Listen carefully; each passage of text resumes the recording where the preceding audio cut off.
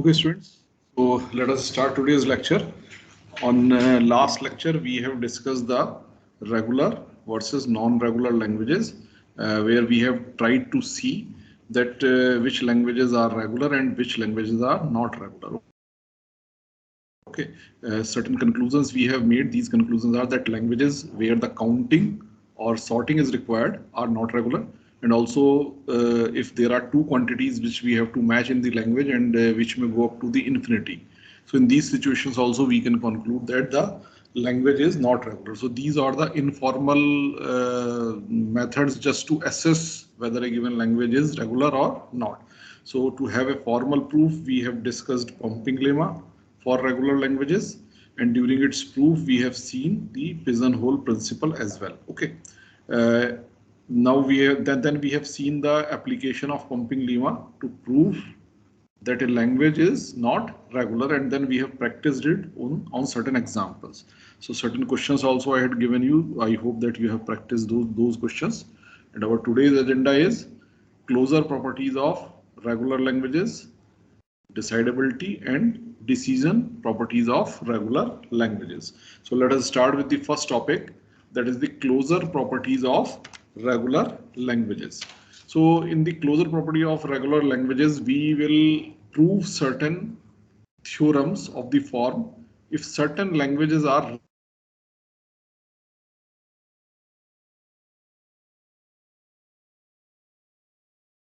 regular,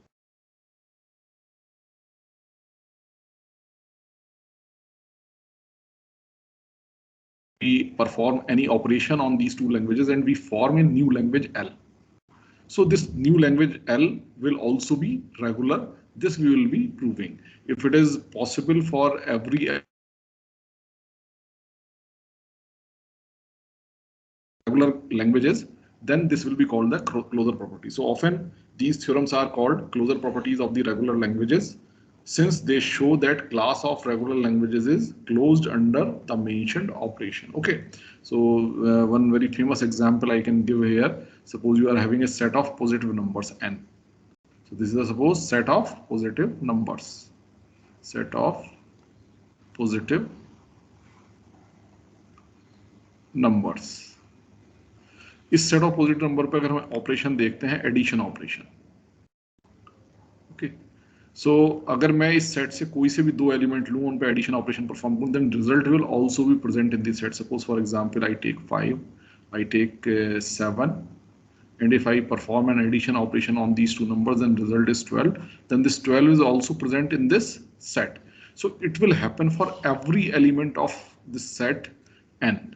n से आप कोई से भी दो एलिमेंट लीजिए, उनको ऐड करिए, रिजल्ट विल, और दो या तीन कितने भी एलिमेंट लीजिए और उनको आप ऐड करके रिजल्ट निकालिए, तो that result will always be present in this set. So in such a situation we call that the set n is closed under the addition operation. So in the similar manner, if we are taking some regular languages and we are performing a particular operation and resultant language is always present in the set of regular languages, then we call that the set of regular language or the class of regular language is closed under that particular operation. Okay, so this we mean by the closure properties. Now principal closure properties are union, concatenation, clean closure, complement, intersection, difference and reversal. So operation तो बहुत सारे हो सकते हैं और बहुत सारे operation पे हम चेक कर सकते हैं, but these are the major operations which are useful over the set of regular languages. So we will test whether our sets are closed, set of regular languages is closed under these operations or not. This we will be checking. Now the very first operation is the union operation. This simply states that union of two regular languages is also regular. So suppose if I am having two regular languages L1 and L2, and if I take a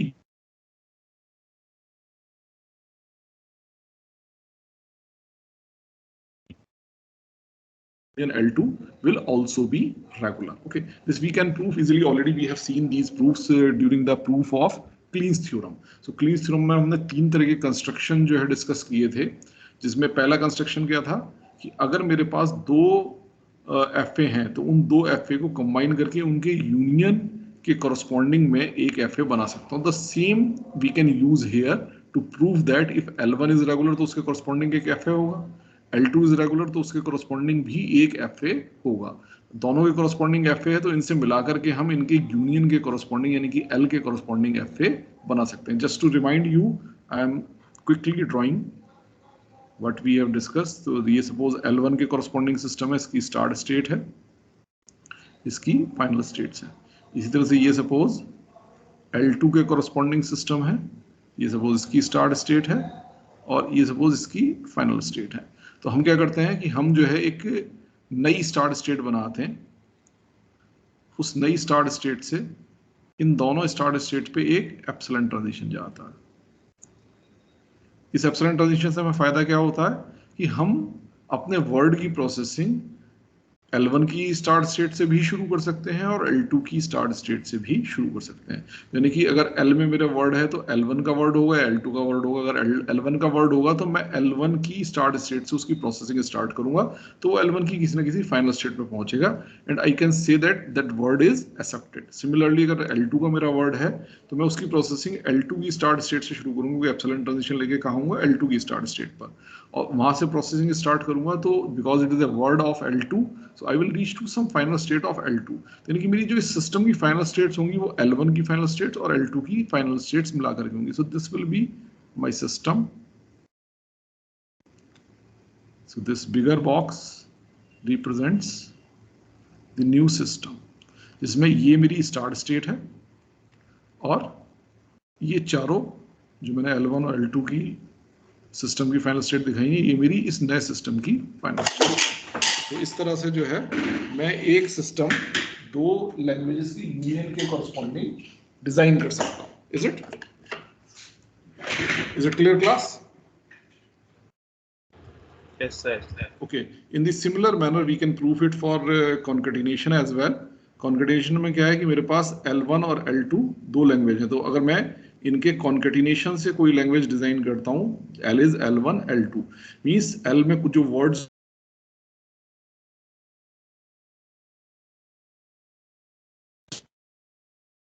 होंगे तो इस तरह के अगर मेरे words हैं तो इसके लिए मैं एक सिस्टम बना सकता हूं. क्योंकि L1 रेगुलर L2 रेगुलर तो इन दोनों के कॉरस्पॉन्डिंग एफएज मेरे पास होंगे.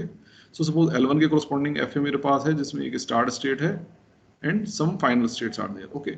इसी तरह से L2 के कॉरस्पॉन्डिंग मेरे पास एक सिस्टम है जिसमें एक स्टार्ट स्टेट है and there are certain final states. Okay. तो मैं क्या करता हूं जो मेरे L1 की स्टार्ट स्टेट है जो मेरी L1 की स्टार्ट स्टेट है उसको मैं इस पूरे सिस्टम की स्टार्ट स्टेट एज्यूम कर लेता हूं. Okay.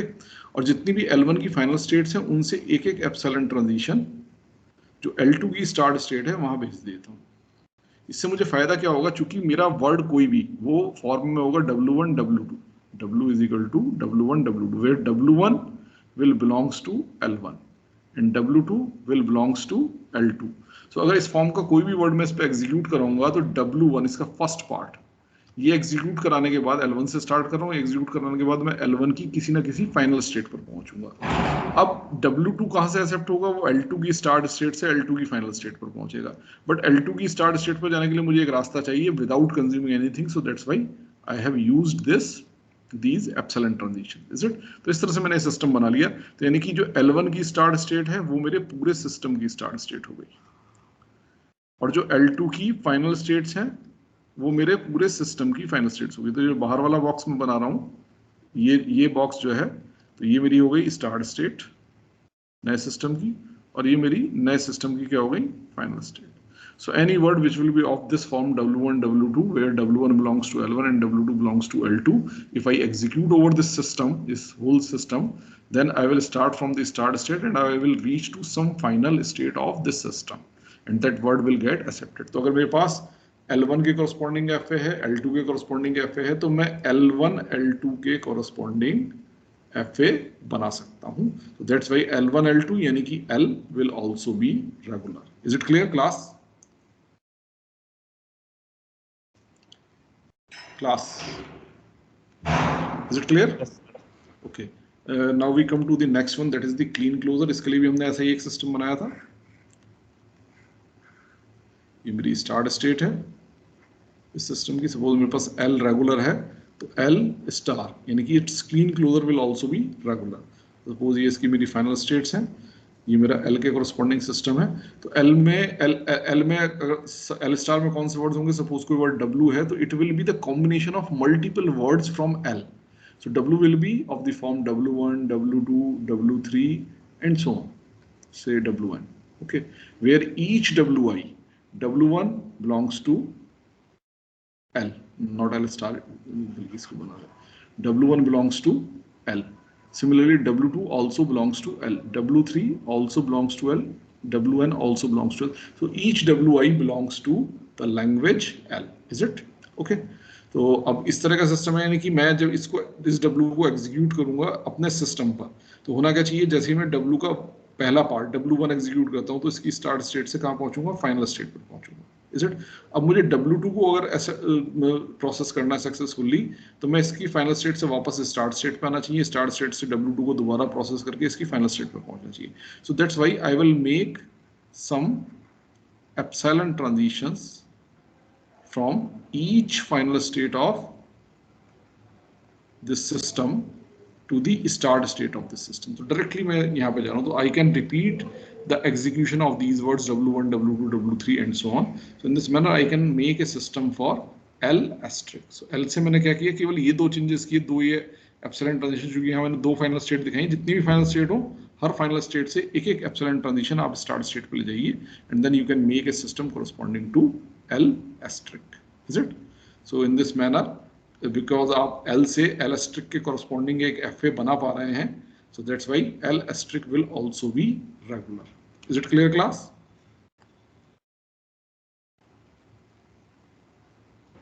Yes, sir. Okay. Now we come to the complement.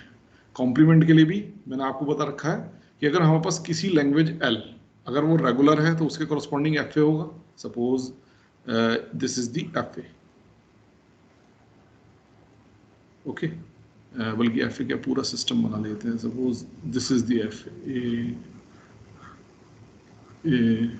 Something like this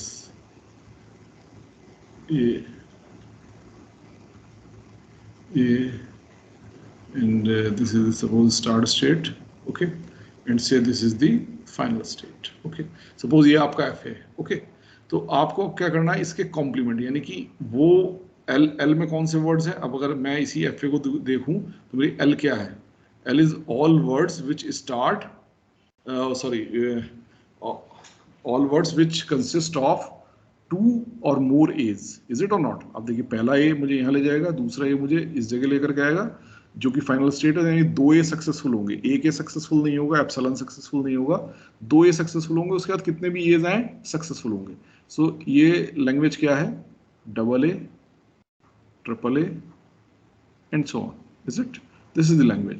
अब मुझे क्या करना है? मुझे इसका कॉम्प्लीमेंट निकालना है. तो कॉम्प्लीमेंट क्या होगा?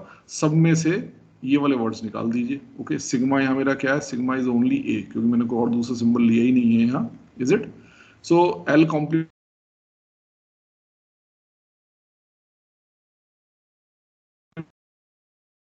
so all those words which are not present in L will present in L complement. So this we mean by the complement of a language. तो अगर मुझे मेरी L रेगुलर है, जैसे यहाँ देखिए रेगुलर है, तो इसके कोरस्पॉन्डिंग मैंने एक FA बना रखा है. अब इस FA से मैं कैसे L कॉम्प्लीमेंट के कोरस्पॉन्डिंग FA बना सकता हूँ? सो इसके लिए क्या करना? सब कुछ पूरा FA वही रहेगा. सिंपल करना क्या है? जितनी भी ओरिजिनल FA में नॉन फाइनल स्टेट्स हैं उनको आप फाइनल स्टेट बना दीजिए, और जो फाइनल स्टेट है उसको नॉन फाइनल स्टेट बना दीजिए. देखिए मैं यही काम कर रहा हूं. मैं सबसे पहले फाइनल स्टेट्स को नॉन फाइनल स्टेट बनाता हूं. तो ये मैंने फाइनल स्टेट थी नॉन फाइनल बना दी. Is it? इसके बाद बाकी जो दोनों स्टेट जो नॉन फाइनल थी ओरिजिनली, उनको मैंने क्या किया? फाइनल स्टेट बना दिया. Is it? सो आप देखिए ये एफ ए इस लैंग्वेज एल कॉम्प्लीमेंट को रिप्रेजेंट करेगा कि नहीं करेगा? देखिए epsilon will get accepted here in the start state, single a will get accepted here, okay, and second a will lead you to this state which is a non-final state, so double a will not be accepted, and then any further a will lead you to in this state only which is a non-final state. So all so आगे कुछ भी आता रहे, आपका जो word है वो reject होगा. So only 2 words, that is the epsilon and single a will get accepted. So इसी तरह से आप किसी भी एफ ए को, कोई भी अगर आपको एल के कोरस्पॉन्डिंग एफ ए दिया हुआ है तो आप एल कॉम्प्लीमेंट के कोरस्पॉन्डिंग एफ ए निकाल सकते हैं. आपने करना क्या है, step 1, make all final states as non final state. And दूसरा स्टेप क्या है कि make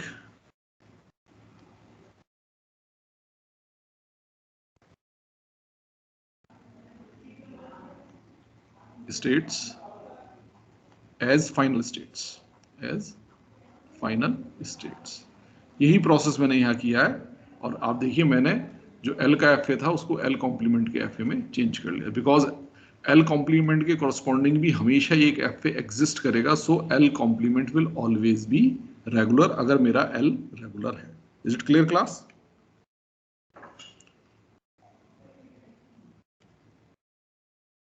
Class. Yes, sir. Okay. Now we come on the next one, that is the intersection. Intersection क्या है कि मेरे पास एक लैंग्वेज L है, L1 है, और दूसरी लैंग्वेज L2 है.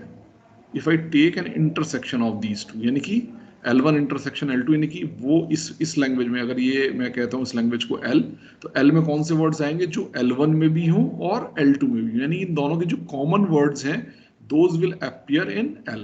Now I have to prove that this is also regular. Okay, कि अगर मेरा L1 रेगुलर है, L2 रेगुलर है, तो their intersection will also be regular. इसके लिए हम किसका यूज करेंगे? इसके लिए हम यूज करते हैं डिमॉर्गन्स थ्योरम का.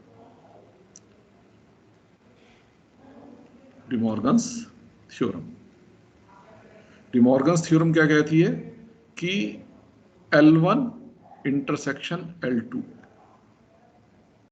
Is equal to L1 complement, its union with L2 complement and its whole complement.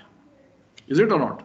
This is De Morgan's theorem. आपने पढ़ा होगा, ठीक है, थर्ड सेमेस्टर में डिस्क्रीट मैथमेटिक्स पढ़ा होगा आपने, उसमें भी पढ़ा होगा De Morgan's theorem. So everybody understood what we mean by De Morgan's theorem? Class. Yes, sir. Okay. So अब हम क्या करते हैं, हम L1 से स्टार्ट करते हैं. मेरा L1 रेगुलर है, L1 रेगुलर है, तो इसका मतलब क्या है, L1 कॉम्प्लीमेंट भी रेगुलर होगा. Is it? अभी हम प्रूफ करके आए हैं ऊपर कि किसी भी रेगुलर लैंग्वेज का कॉम्प्लीमेंट भी रेगुलर होता है. Is it? इसी तरह से अगर मेरा L2 रेगुलर है तो ये शो करता है कि मेरा L2 कॉम्प्लीमेंट भी रेगुलर होगा. Is it? यानी दोनों लैंग्वेजेस के कॉम्प्लीमेंट रेगुलर है. अब मैं क्या करता हूं, इन दोनों का यूनियन लेता हूं, L1 और L1 कॉम्प्लीमेंट और L2 कॉम्प्लीमेंट का यूनियन. सो यानी कि it shows that L1 complement union L2 complement, ये क्या है, ये भी रेगुलर है. क्यों? क्योंकि L1 कॉम्प्लीमेंट रेगुलर लैंग्वेज है, जिसका यूनियन भी रेगुलर होगा. तो मैंने यहाँ क्या किया, दोनों का यूनियन लिया. Is it? तो L1 complement union L2 complement क्या हो गई, एक रेगुलर लैंग्वेज हो गई. अब अगर ये पूरी की पूरी एक रेगुलर लैंग्वेज है तो its complement will also be the regular language, क्योंकि रेगुलर लैंग्वेज का कॉम्प्लीमेंट भी रेगुलर होगा. So L1 complement union L2 complement and its whole complement is regular, and this is equivalent to L1 intersection L2. So this is equivalent to L1 intersection L2. So that's why L1 intersection L2 will be the regular. तो यानी कि कोई अगर हमारे पास दो languages हैं जो regular हैं तो उनका इंटरसेक्शन भी हमेशा क्या होगा, रेगुलर ही होगा. Is it clear class? So using the De Morgan's theorem we can prove this. Is it clear class? Yes, sir. Now for difference, our language L is equal to L1 minus L2. यानी कि L1 मेरी regular language है, L2 भी मेरी regular language है. इन दो regular languages का मैं क्या ले रहा हूँ, डिफरेंस. ओके, डिफरेंस का मतलब क्या होता है कि L1 के वो वर्ड्स जो कि L2 में प्रेजेंट नहीं है. आप इसे वेन डायग्राम से बड़ी आसानी से समझ सकते हैं. Suppose this is your L1 and say this one is your L2। तो L2 के वर्ड्स तो मुझे नहीं चाहिए, यानी मुझे क्या चाहिए, L2 के बाहर का हिस्सा चाहिए, यानी कि ये हिस्सा तो कम से कम नहीं आएगा, इज इट, और L2 वाला पूरा हिस्सा नहीं आएगा। कौन सा हिस्सा आएगा, L1 का चाहिए मुझे, और L2 के बाहर का, यानी कि L2 के बाहर तो ये सब कुछ है, इज इट। एक बार मैं कलर करके दिखला देता हूं आपको ग्रीन कलर से।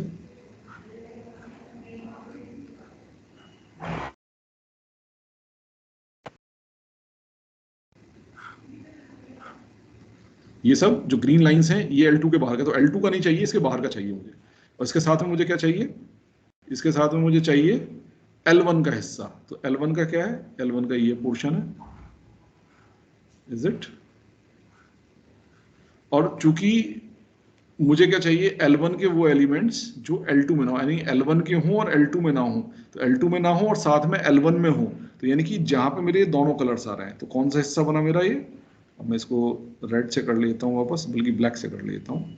सो this one will be the portion जो मुझे चाहिए। तो बेसिकली इट इज L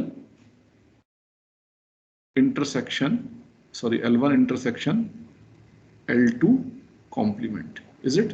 यानी कि जो L2 में नहीं है और साथ साथ L1 में है, तो इसलिए दोनों का मैंने क्या लिया, इंटरसेक्शन। L1 में है और L2 कॉम्प्लीमेंट में है, यानी कि L2 में नहीं है, तो उसका मैंने क्या लिया, intersection. So this is clear class कि how we have find that L will be equivalent to L1 intersection L2 complement. L will be equal to L1 minus L2 will be equal to L1 complement L2 L1 intersection L2 complement. Is it class? Is it clear?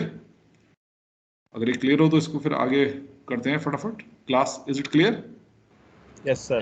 Understanding this point is important. Now L1 हमारा regular है and मैं claim करता हूं मेरा L2 complement भी regular है, is it. क्यों, L2 regular है तो इसका कॉम्प्लीमेंट भी रेगुलर होगा, इज इट। तो L2 कॉम्प्लीमेंट भी रेगुलर है, अब L1 भी रेगुलर, L2 कॉम्प्लीमेंट भी रेगुलर। हम क्या कर रहे हैं, दो रेगुलर लैंग्वेजेस का इंटरसेक्शन ले रहे हैं। तो दो रेगुलर लैंग्वेजेस का अभी अभी हम प्रूफ करके चुके हैं इस जगह पर, आप देखिए कि इनका इंटरसेक्शन भी रेगुलर होता है। तो इसका मतलब ये क्या है, this is also regular and it is equivalent to L1 minus L2 which is L, so that's why I say L is regular, यानी कि difference of two regular languages is always regular. So this we have proved. Okay, it is understood class. Can we move forward? Class. So now we come to the reversal of a language. Okay, reversal of a regular language. Reversal क्या होगा? Suppose L is my language, so LR will be the reversal of it. LR में कौन से words होंगे, suppose W belongs to L, then WR belongs to LR. What will be WR? अगर W मेरा all words ending with A है, all words ending with A, ending with A, तो what will be WR? What will be WR? Class, all words Starting with A. starting with A, starting with A, क्योंकि सारे words ए से and करेंगे और आपको क्या चाहिए, इसका उल्टा, यानी कि आप राइट से लेफ्ट की तरफ पढ़ना शुरू करेंगे तो आपको सबसे पहले क्या मिलेगा, ए, उसके बाद कुछ और मिलेगा, इज इट। तो हमेशा आपका वर्ड किससे स्टार्ट होगा, ए से स्टार्ट होगा। क्योंकि एल में सारे वर्ड्स ए से एंड कर रहे हैं तो एल आर में सारे वर्ड्स ए से स्टार्ट करेंगे। So we have understood what do we mean by the just what do we mean by the What do we mean by the reversal operation? Okay. अब ये रिवर्सल के लिए हम मान लीजिए L के लिए, L मेरी रेगुलर है तो L के कोरस्पॉन्डिंग F मेरे पास होगा। अब इससे मैं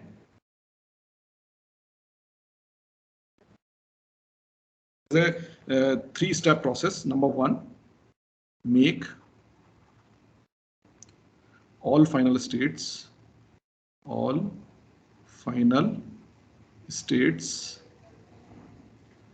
as start state।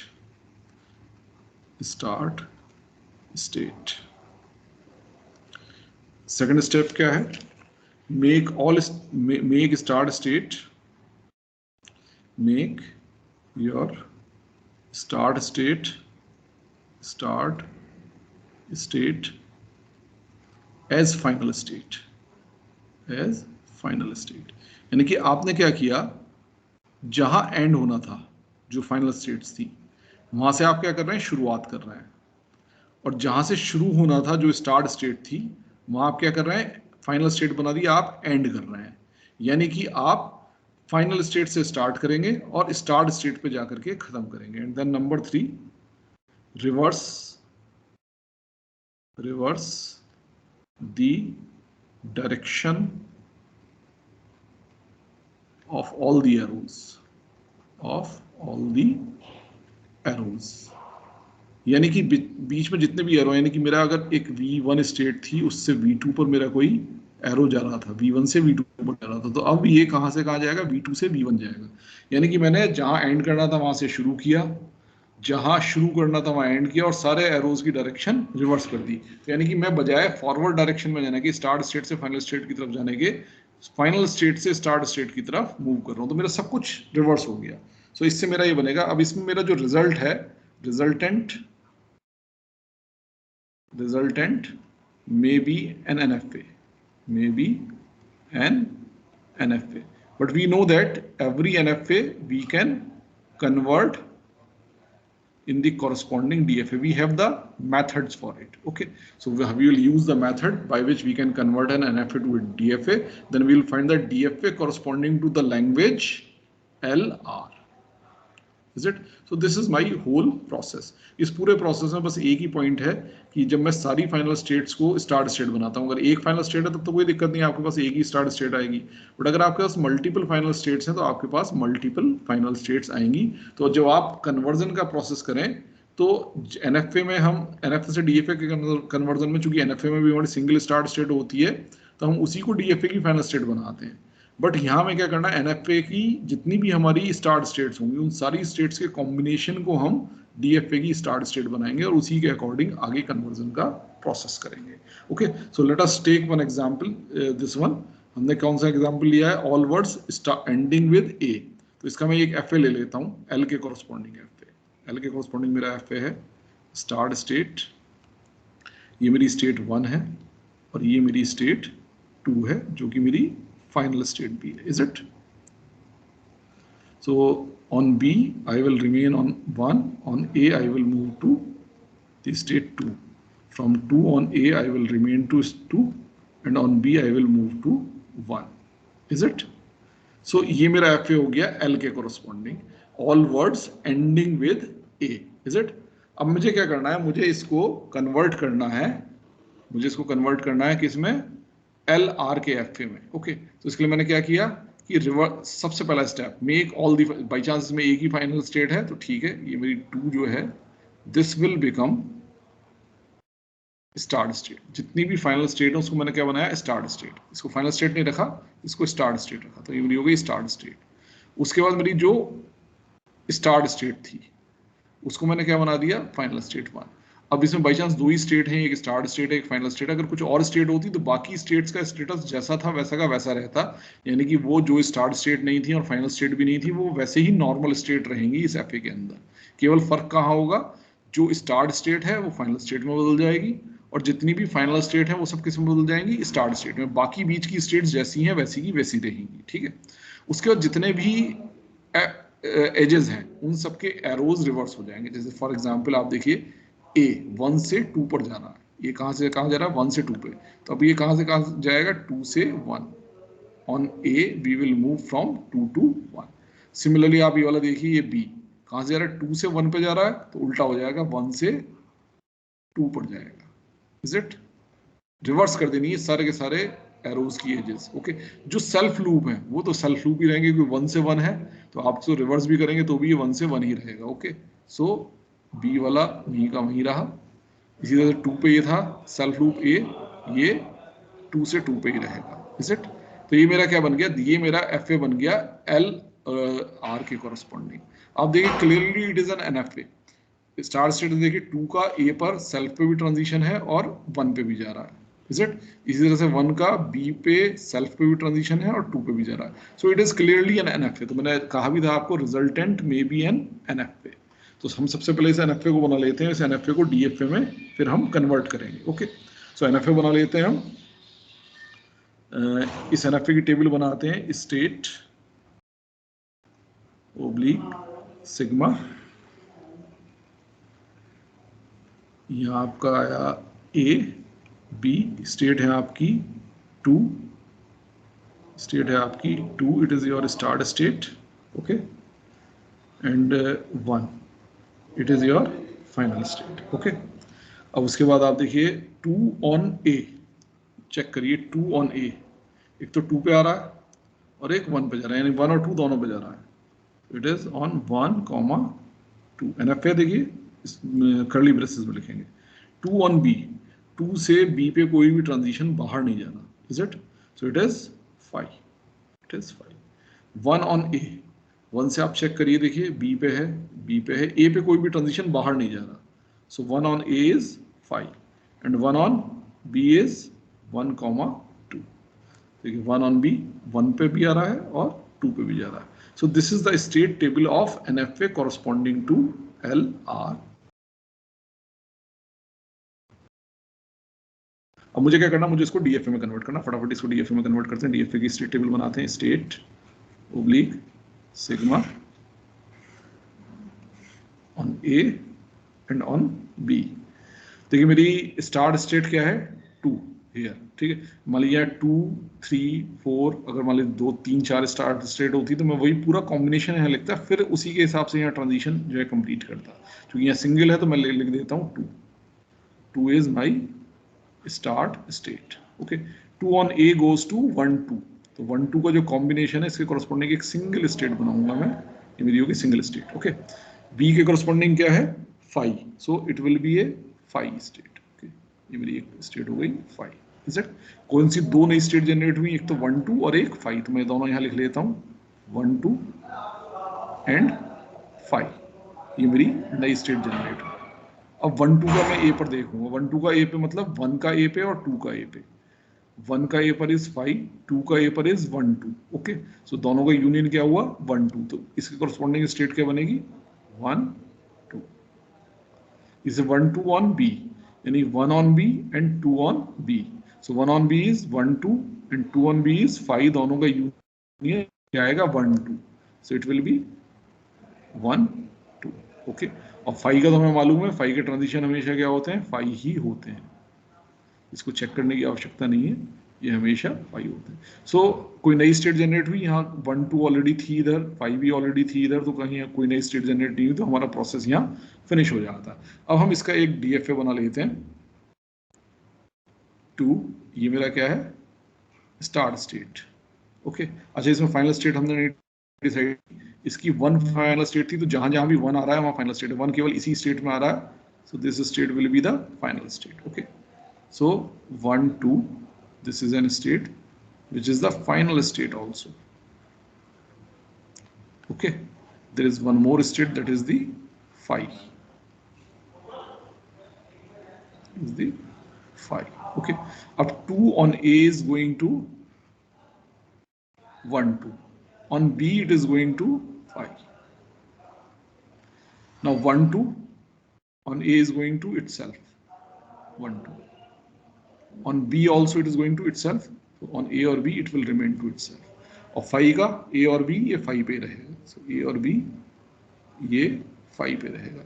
Now you can see that it is the same DFA which we have made for all words starting with A, so it is the LR DFA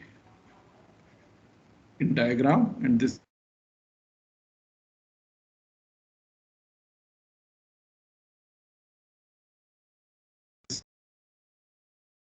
1, 2 पे, और उसके बाद हमेशा वहीं रहेंगे क्योंकि A से स्टार्टिंग हुई, आपकी आगे कुछ भी आए कोई फर्क नहीं पड़ता। अगर B से स्टार्टिंग हुई तो हमेशा ये फेल हो,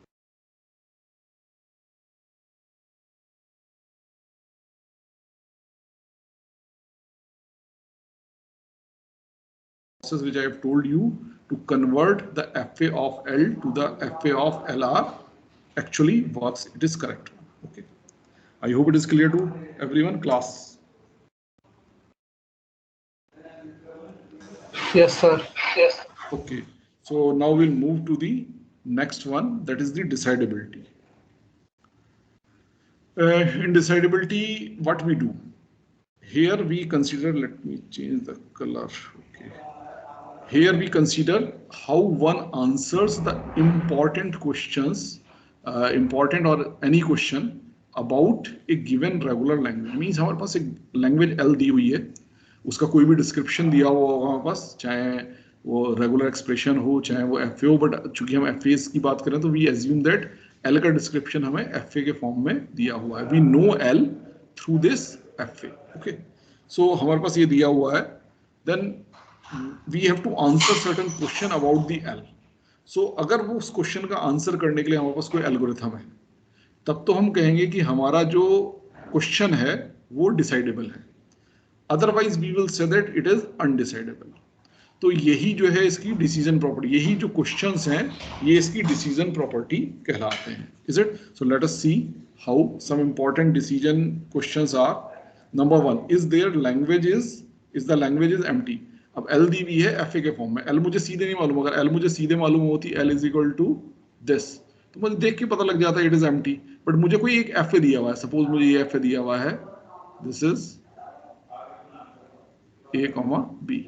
Now, by looking at this FA, I have to tell the answer whether the given language is empty or not. Is it? So FA को देख करके मुझे बताना. So this problem I say that emptiness. Then second problem is a string W belongs to L? Question is W belongs to L. अब FA दिया हुआ है और मुझे एक वर्ड दे दिया W.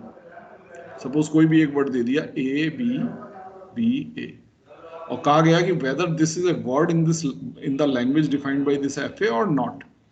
So इसको मैं कैसे जो है आंसर कर सकता हूँ? Is there exist any algorithm or not? So this is called the problem of membership. It is called the membership problem. These are the important problems about the languages. This is emptiness, whether the language is empty or not. Third important question is, do the two description of the language actually describe the same language or not? यानी कि आपको एक FA दिया हुआ है FA1 और दूसरा FA दिया हुआ है आपको FA2. अब इन दोनों FAs को देख करके आपने बताना है कि ये FAs सेम लैंग्वेज को रिप्रेजेंट करते हैं या नहीं. यानी कि मेरा क्वेश्चन क्या है? My question is equivalence. Means my given two FAs are equivalent or not. They are representing the same language if they are equivalent.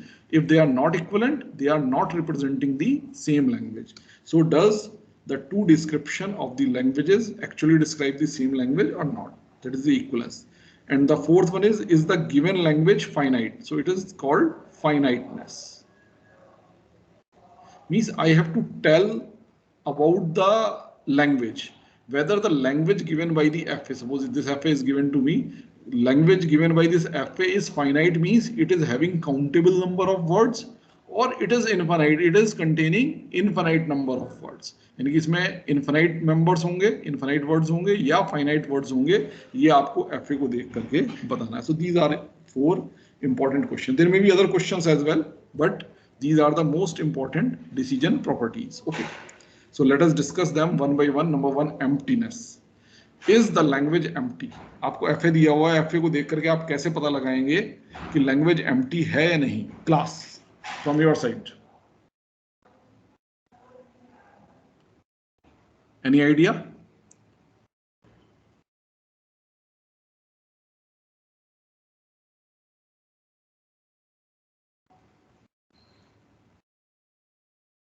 Empty language के कोरस्पॉन्डिंग FA हम कैसे बनाते हैं? क्लास, एम्प्टी लैंग्वेज के corresponding FA कैसे बनाते हैं? कोई भी दिया हुआ FA है उसको कैसे एनालाइज करते हैं कि इसमें ये लैंग्वेज ये कुछ एक्सेप्ट कर रहा है या नहीं कर रहा है? चलिए एक छोटा सा आंसर करिए. FA में अगर कोई फाइनल स्टेट नहीं है, there is no final state, will this FA accept anything और नॉट? क्लास, अगर FA में कोई फाइनल स्टेट है ही नहीं तो क्या वो कुछ एक्सेप्ट करेगा? कुछ भी एक्सेप्ट नहीं करेगा। Is it clear? सो यानी कि लैंग्वेज क्या होगी? एम्प्टी। और अगर उस पर्टिकुलर एफए में फाइनल स्टेट्स हैं तो it may accept something. Is it clear? So पहली चीज क्या है, अगर एफए में कोई फाइनल स्टेट नहीं है, मैं जस्ट एफए को ऑब्जर्व करूंगा, देखूंगा कोई फाइनल स्टेट है कि नहीं है। अगर कोई फाइनल स्टेट नहीं है तो मेरा एफए एम्प्टी है। Is it? और अगर फाइनल स्टेट है तो हो सकता है एम्प्टी हो सकता है एम्प्टी नहीं हो।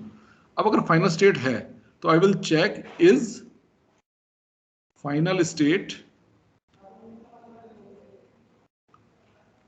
Reachable from start state, from start state. यानी कि अगला स्टेप मेरा क्या होगा, अगर फाइनल स्टेट नहीं है तो वहीं पे क्लियर हो गया कि लैंग्वेज एम्प्टी है। अगर फाइनल स्टेट है तो मैं चेक करूंगा कि मेरी फाइनल स्टेट स्टार्ट स्टेट से रीचेबल है कि नहीं। अगर मैं फाइनल स्टेट पे स्टार्ट स्टेट से पहुंच सकता हूँ, रीच कर सकता हूँ, यानी कि इसका मतलब कोई ना कोई वर्ड है जो मुझे स्टार्ट स्टेट से फाइनल स्टेट पे ले जाएगा, और वो वर्ड क्या होगा? That will be the part of the language. तो यानी कि लैंग्वेज क्या होगा? एम्प्टी नहीं हो सकती। ओके, सो इस क्वेश्चन को इफ यस मतलब क्या हुआ? Not empty, no final state. अगर यस है तो एम्प्टी, अगर नो है तो मैं फिर इस सेकंड स्टेप पे आऊंगा, चेक करूंगा इस final state reachable from the start state. Against इसका आंसर अगर यस है, रीचेबल है, तो नॉट एम्प्टी, यानी कि इसका मतलब कोई ना कोई वर्ड है जो मुझे स्टार्ट स्टेट से फाइनल स्टेट पे ले जाएगा और वो उस लैंग्वेज का पार्ट होगा।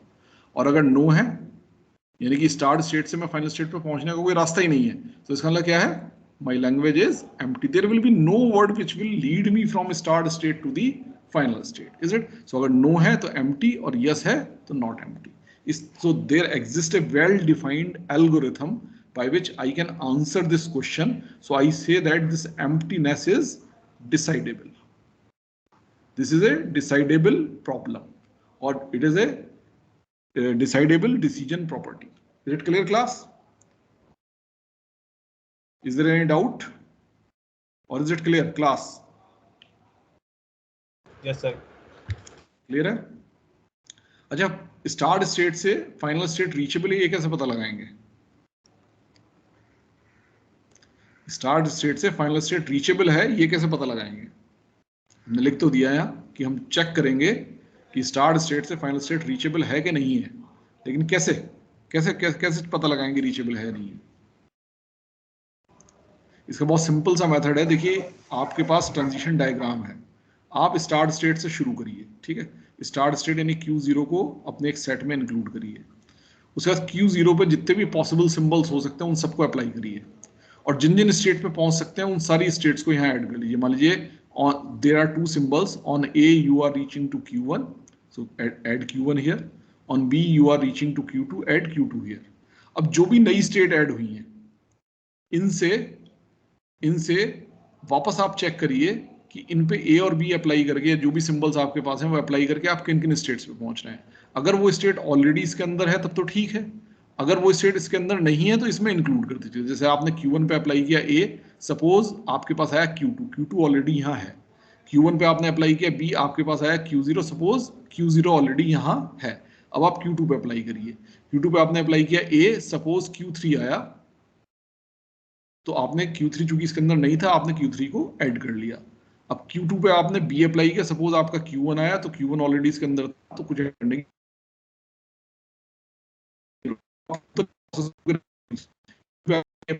Q0 आया, Q3 पे आपने B अप्लाई किया, सपोज Q2 आया, ओके, तो दोनों यहाँ मौजूद थे, तो कुछ नया ऐड नहीं होगा। अब आपने पूरे के पूरे इस सेट में जितने भी एलिमेंट्स हैं वो सब प्रोसेस कर लिए, तो आप इस सेट को क्लोज कर देंगे। यानी कि स्टार्ट स्टेट से जितनी भी स्टेट रीचेबल हैं वो सारी की सारी इसके अंदर इंक्लूड हो गई हैं। अब आप इसमें चेक कर लीजिए कि इन रीचेबल स्टेट्स में से कोई फाइनल स्टेट है क्या। अगर कोई फाइनल स्टेट है तो हमारा आंसर क्या है? यस, कि स्टार्ट स्टेट से कोई फाइनल स्टेट रीचेबल है, यस। सो यानी कि language is not empty, it contains certain words. और अगर इन सारे के सारे स्टेट्स में से कोई भी फाइनल स्टेट नहीं आती है, तो इसका मतलब क्या है कि स्टार्ट स्टेट से कोई भी फाइनल स्टेट रीचेबल नहीं है। तो हमारा आंसर क्या होगा? No, and we will claim that our language is empty. Now it is clear how will check the reachability. Class. Yes, sir. Okay. And now we come on the membership. Okay. Membership is the given string W belongs to the language. आपको W दिया हुआ है, पता लगाना है कि ये language का पार्ट है या नहीं है, और साथ में आपको क्या दिया हुआ है, आपको F दिया हुआ है. कैसे पता लगाएंगे? क्लास W इस FA की लैंग्वेज का पार्ट है या नहीं है, कैसे पता लगाएंगे? Just run W over FA, nothing else. The single step process, just run the W over FA. हम क्या करते हैं, हमारे पास जो भी एक वर्ड, किसी वर्ड को हमें टेस्ट करना है कि लैंग्वेज के अंदर है या लैंग्वेज के बाहर है, तो हम क्या करते हैं, उस वर्ड W को FA पे एग्जीक्यूट करा देते हैं. FA पे एग्जीक्यूट कराते हैं तो यानी कि वो W FA क्या करता है, W से एक एक वर्ड रीड करता है लेफ्ट टू राइट. ओके. और स्टार्ट स्टेट से शुरू करके स्टेट चेंज करता चला जाता है. जब W फिनिश होता है तो FA की जिस भी स्टेट में हम स्टे करते हैं, अगर वो स्टेट फाइनल स्टेट है तो हमारा आंसर क्या होता है, yes, membership is there, so W belongs to L. Okay. Just run the W over the FA. उसके बाद रिजल्टेंट, अगर आप if you rest in final state, then W belongs to L, otherwise not. Clear है? Simple है? Clear हो class? कुछ नहीं करना है, केवल W को FA पर एग्जीक्यूट करा देना है. अगर W के एग्जीक्यूशन के बाद आप FA की किसी फाइनल स्टेट पर जाकर के स्टॉप करते हैं तो वर्ड लैंग्वेज का पार्ट है, इट बिलोंग्स टू L. और अगर किसी नॉन फाइनल स्टेट पे जाकर के स्टे करते हैं तो वर्ड W लैंग्वेज का पार्ट नहीं है, so W does not belong to L. Okay. W does not belongs to L in this case. Is it clear, class? Yes. Yes, sir. Okay. Now we'll come on the equivalence. Yes, somebody is saying something. Is there any doubt? No, sir. Okay. So equivalence. Now we come on the third question, that is the equivalence. So this membership is also decidable. Now come on the equivalence. Do the two descriptions of the language actually describe the same language? इसको कैसे solve कर सकते हैं? Class कर चुके हैं ये भी हम. Simply use comparison method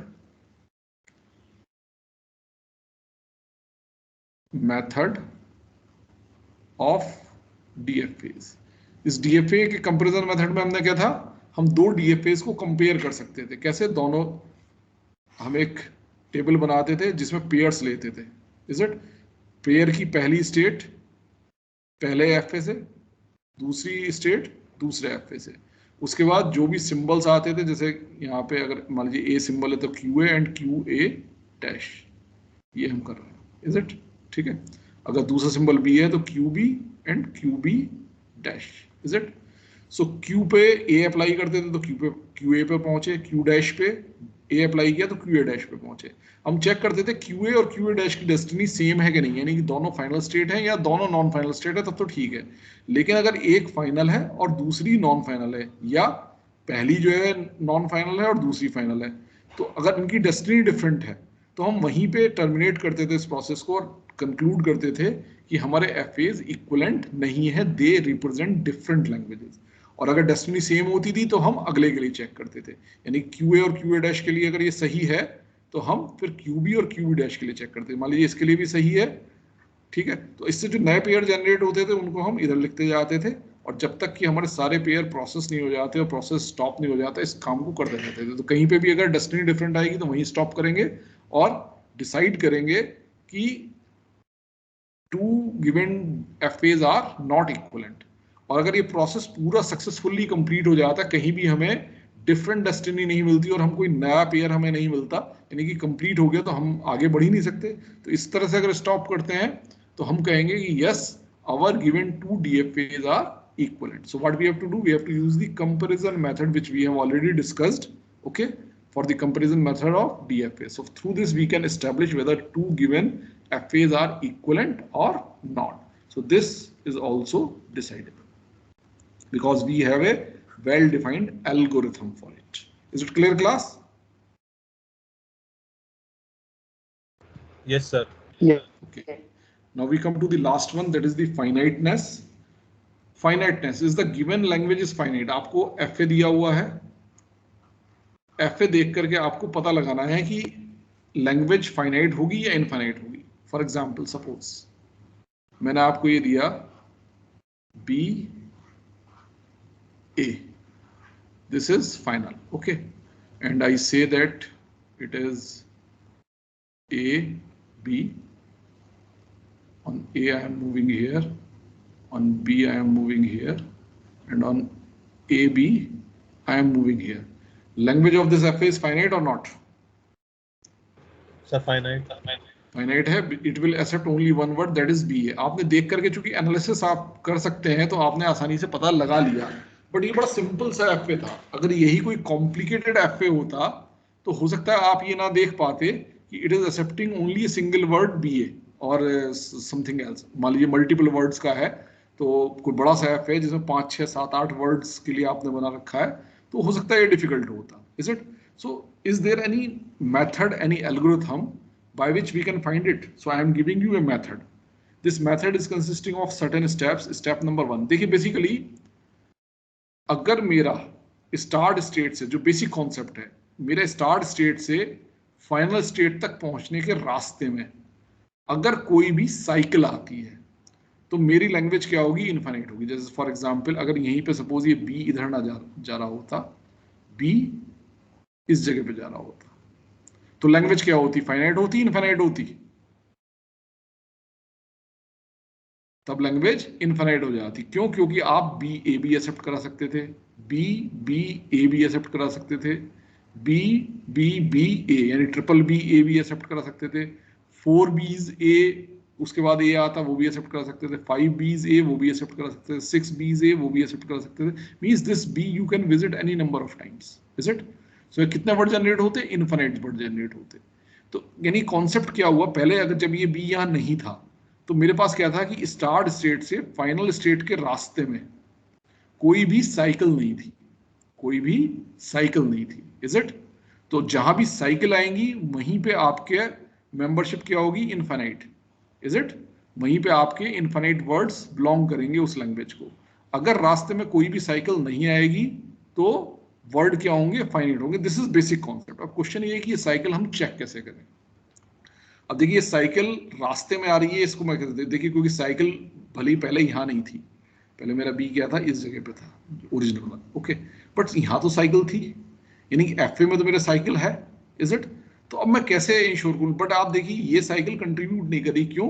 क्योंकि ये साइकिल स्टार्ट स्टेट से फाइनल स्टेट पहुंचने के रास्ते में नहीं है. आप देखिए यहाँ से अगर मैं शुरू करूँ A से यहाँ पहुंच सकता हूँ, बट यहाँ मेरी ये साइकिल चलती रहेगी. इस साइकिल से इस फाइनल स्टेट पे पहुंचने का कोई रास्ता नहीं है मेरे पास.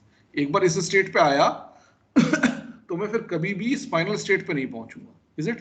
तो यानी कि साइकिल मेरे स्टार्ट स्टेट से फाइनल स्टेट के रास्ते में है तो इनफाइनाइट वरना फाइनाइट. इतना क्लियर होगा क्लास? अगर इतना क्लियर है तो फिर मैं आगे के स्टेप लिखता हूं. There are 3 steps. Number 1, eliminate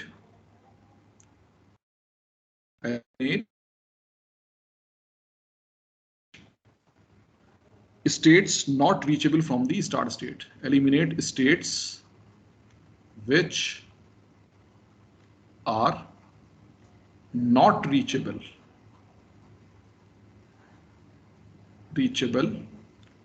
from start state. यानी कि जो स्टेट स्टार्ट स्टेट से रीचेबल नहीं. इसमें तो देखिए स्टार्ट स्टेट से सारी ही स्टेट रीचेबल है, but there may be the FAs जहां पे स्टार्ट स्टेट से किसी पर्टिकुलर स्टेट पे पहुंचने का कोई रास्ता ना हो. जैसे for example this is the language, suppose this is final state.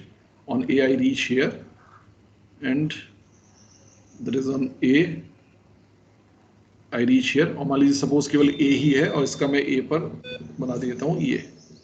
Is it? तो आप देखिए ये वाली जो स्टेट है मेरी लास्ट स्टेट, स्टार्ट स्टेट से इस स्टेट पर पहुंचने का कोई रास्ता नहीं है। मैं देखिए यहां से ए पर यहां पहुंच सकता हूं, फिर यहीं पे रहूंगा, कभी भी इस स्टेट पे नहीं पहुंच सकता।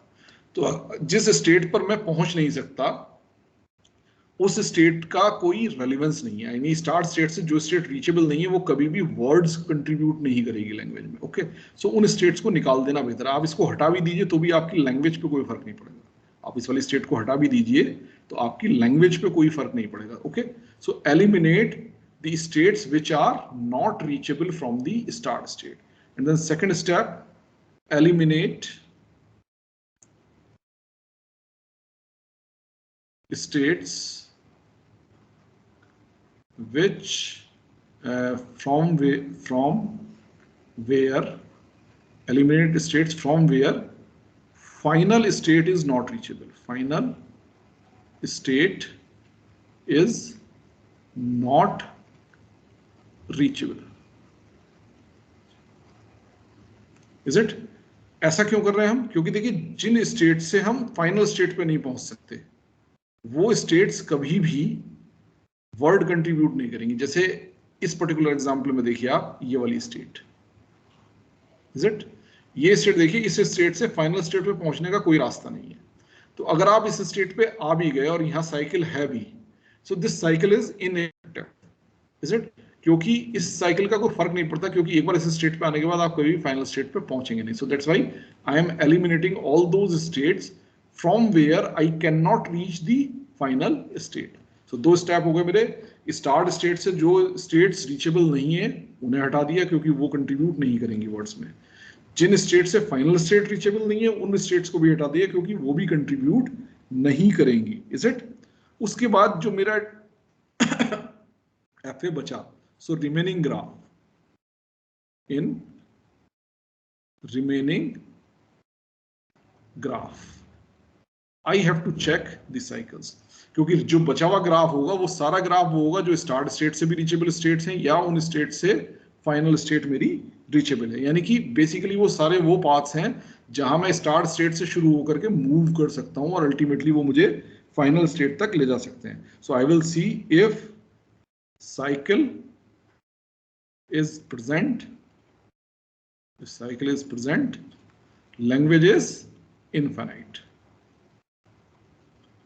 If cycle is not present, यानी कि otherwise language is finite.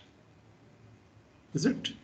There are various algorithms by which you can find the cycle in a given graph. So इसके लिए ग्राफ थ्योरी जो हमने पीछे डेटा स्ट्रक्चर में पढ़ा था, ग्राफ थ्योरी, तो उसमें से आप देखिएगा साइकिल फाइंड आउट करने के बहुत सारे एल्गोरिथम्स हैं, वो आप देख सकते हैं। इंटरनेट पे आपको बहुत सारे एल्गोरिथम मिल जाएंगे।